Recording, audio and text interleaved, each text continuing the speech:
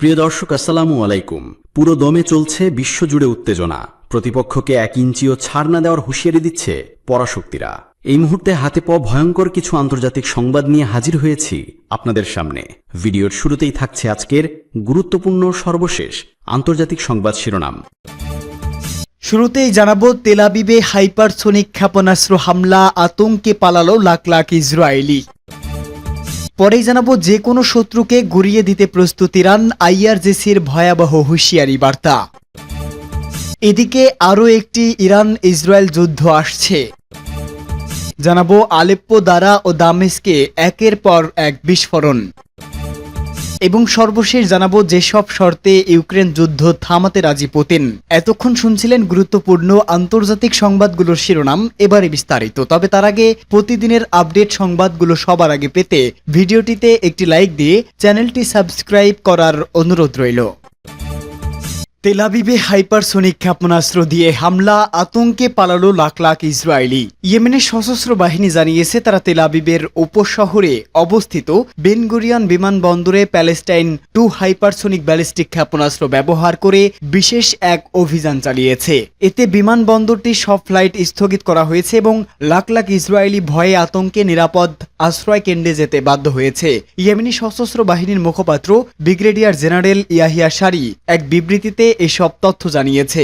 Israeli বিমানবন্দরে চালানো এই বিশেষ সামরিক অভিযান সফল হয়েছে বলে দাবি করে তিনি বলেন, এই হামলার ফলে লাখ লাখ ইসরায়েলি আশ্রয় কেন্দ্রে পালাতে বাধ্য হয়েছে এবং বিমানবন্দরের ফ্লাইট স্থগিত করা হয়েছে।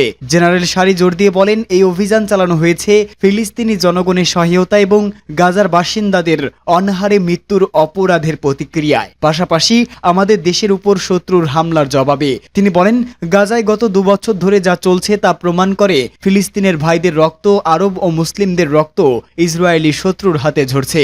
ইয়েমেনি সশস্ত্র বাহিনীর এই মুখপাত্র ইসলামী বিশ্বের নিরাপত্তার তীব্র সমালোচনা করে বলেন, গাজার জনগণের উপর হামলা, অবরোধ ও অনাহারের বিরুদ্ধে কার্যকর কোনো পদক্ষেপ নেওয়া হচ্ছে না। জেনারেল সারি আরও উল্লেখ করেন, ফিলিস্তিনি জনগণের প্রতি ধর্মীয়, নৈতিক ও মানবিক দায়িত্ব পালনের অংশ হিসাবে ইয়েমেনি সশস্ত্র বাহিনীর অভিযান অব্যাহত থাকবে যতক্ষণ না যুদ্ধ বন্ধ হয় এবং গাজার অবরোধ প্রত্যাহার করা হয়। যে কোনো শত্রুকে গুড়িয়ে দিতে প্রস্তুত ইরান, আইআরজিসির মন্তব্য। ইরানের ইসলামিক বিপ্লবী গার্ড কোর আইআরজিসি হুঁশিয়ারি দিয়েছে, যে কোনো শত্রুকে পরাজিত করতে এবং তাদের আত্মসমর্পণে বাধ্য করতে পুরোপুরি প্রস্তুত ইরান।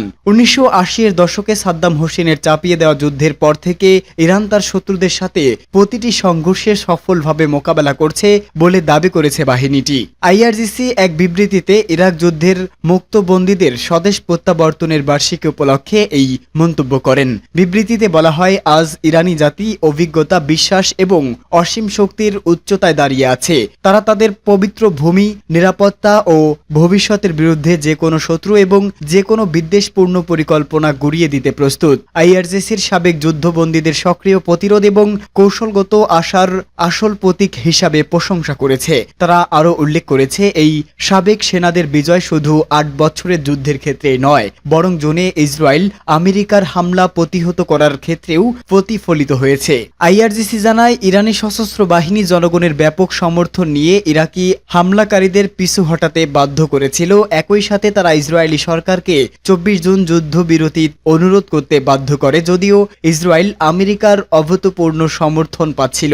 আইআরজিসি আরও বলেছে, এই বিজয়ের একই মানসিকতা ফিলিস্তিনি প্রতিরোধের শক্তির মধ্যেও বিদ্যমান এবং এর মাধ্যমেই পশ্চিম এশিয়া জুড়ে ইসরায়েলি শাসন ও তাদের মদতদাতারা বারবার পরাজিত হচ্ছে।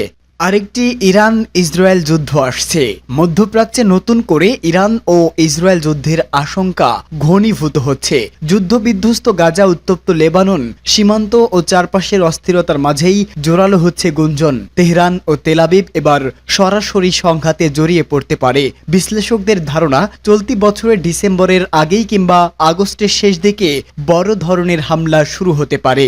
ইসরায়েলের প্রধান উদ্বেগ, ইরানের পারমাণবিক কর্মসূচি। গেল জুন মাসে এই অজুহাতেই হামলা চালালেও বাস্তবে লক্ষ্য ছিল মধ্যপ্রাচ্যের শক্তির ভারসাম্য পাল্টে দেওয়া, কিন্তু প্রত্যাশিত ফল মেলেনি। ইরান পাল্টা ক্ষেপণাস্ত্র হামলায় দেখিয়ে দিয়েছে তাদের সামরিক সক্ষমতা এখনও অটুট। এবার তাই তেহরান প্রস্তুত হচ্ছে শুরু থেকেই শক্তিশালী আঘাত হানতে, যেন প্রমাণ করা যায় যে ইসরায়েলের সামরিক আধিপত্য দুর্নির্বাণ নয়। এখানে গুরুত্বপূর্ণ হয়ে উঠেছে মার্কিন প্রেসিডেন্ট ডোনাল্ড ট্রাম্পের ভূমিকা। আগের সংঘাতে তিনি সীমিতভাবে হামলায় রাজি হলেও পূর্ণাঙ্গ কোনো যুদ্ধে জড়ায়নি। এতে ইসরায়েলের ক্ষোভ তৈরি হয়েছিল। তবে এবার যদি তিনি ইসরায়েলের চাপে পড়ে সরাসরি যুদ্ধে নামেন, তাহলে যুক্তরাষ্ট্র এমন এক সংঘাতে জড়িয়ে পড়বে যার ভয়াবহতা ইরাক যুদ্ধকেও ছাড়িয়ে যেতে পারে। ফরেন পলিসির বিশ্লেষণে বলা হয়েছে, ইসরায়েল একা ইরানকে মোকাবেলা করতে পারবে না, তাই কৌশলগতভাবে তারা যুক্তরাষ্ট্রকে সরাসরি জড়ানোর চেষ্টা করছে। উদ্দেশ্য হচ্ছে ইরানের সামরিক অবকাঠামো দুর্বল করা, শাসক গোষ্ঠীকে ক্ষমতাচ্যুত করা এবং দেশটিকে দুর্বল রাষ্ট্রে পরিণত করা। তবে জুনের যুদ্ধে ইরানের নেতৃত্ব দ্রুত পুনর্গঠিত হয় এবং পাল্টা আঘাতে ইসরায়েলের ভেতরেও ক্ষয়ক্ষতি হয়। আলেপ্পো, দারা ও দামেস্কে একের পর এক বিস্ফোরণ। সিরিয়ার আলেপ্পো, দারা ও রাজধানী দামেস্কে টানা 24 ঘন্টায় একের পর এক বিস্ফোরণের ঘটনা ঘটেছে। আলেপ্পোর আল মাইশার এলাকায় আল ওয়াহেদা বেকারের কাছে এক আত্মঘাতী হামলাকারী বেল্ট বিস্ফোরণ ঘটায়। তবে স্থানীয় নিরাপত্তা সূত্র জানিয়েছে এতে কোনো সাধারণ মানুষ হতাহত হয়নি। হামলাকারীর পরিচয় খুঁজতে তদন্ত শুরু হয়েছে। এর কয়েক ঘন্টা পর দারার পশ্চিমাঞ্চলীয় নাওয়া শহরের আরেকটি এলাকায় বিস্ফোরণের ঘটনা ঘটে। স্থানীয়রা জানান, পুরনো যুদ্ধের গোলা আবর্জনা পোড়ানোর সময় বিস্ফোরিত হলেও এ ঘটনা ঘটে। এখানে কেউ হতাহতের খবর নেই বলেও মন্তব্য করেছে স্থানীয়রা। এর আগে শনিবার সিরিয়ার রাজধানী দামেস্কের সবচেয়ে ব্যস্ত মাজ্জে শহরকে একটি গাড়ি বোমা বিস্ফোরণ ঘটে। যেসব শর্তে ইউক্রেন যুদ্ধ থামাতে রাজি পুতিন। আলাস্কায় মার্কিন প্রেসিডেন্ট ডোনাল্ড ট্রাম্প ও রুশ প্রেসিডেন্ট ভ্লাদিমির পুতিনের মধ্যে অনুষ্ঠিত ঐতিহাসিক বৈঠক থেকে ইউক্রেন যুদ্ধের বিষয়ে কোনো সিদ্ধান্ত বা ঘোষণা না আসলেও এই দুই নেতাই যৌথ সংবাদ সম্মেলনে যুদ্ধ বন্ধের উপায় খুঁজতে ফলপ্রসূ আলোচনা হয়েছে বলে ইঙ্গিত দিয়েছে। সময়ের সঙ্গে সঙ্গে বৈঠক বিশ্বের সবচেয়ে ক্ষমতাধর দুই নেতার মধ্যে কি আলোচনা হয়েছে সেসব বেরিয়ে আসতে শুরু করেছে বলে অপেক্ষা রাখে না। ট্রাম্প পুতিনের আলোচনায় প্রাধান্য পেয়েছে ইউক্রেন যুদ্ধ। আর এই যুদ্ধ কি হলে বন্ধ হতে পারে সে বিষয়ে নিজের মতো খোলাখুলিভাবে ট্রাম্পকে জানিয়েছেন পুতিন।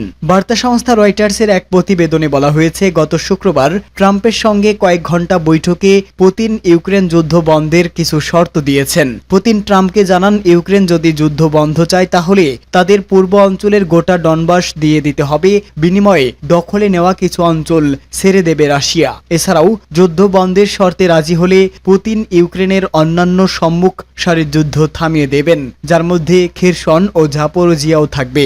এছাড়া ইউক্রেন বা ইউরোপের অন্য কোনো দেশে হামলা চালাবেন না বলেও কথা দিয়েছেন তিনি। তবে ডনবাস অঞ্চল নিয়ে কোর দর কষাকষি হবে না। পুতিন ও ট্রাম্পের মধ্যে হওয়া আলোচনার বিষয়গুলো স্পর্শকাতর হওয়ায় নাম প্রকাশ না করা শর্তে দুই কর্মকর্তা জানিয়েছে, মূলত ইউরোপীয়, মার্কিন ও ইউক্রেনীয় নেতাদের মধ্যে হওয়া আলোচনার ভিত্তিতে তারা পুতিনের প্রস্তাবগুলোর বিষয়ে জেনেছেন, কিন্তু এগুলো পূর্ণাঙ্গ না বলে উল্লেখ করেছেন তারা।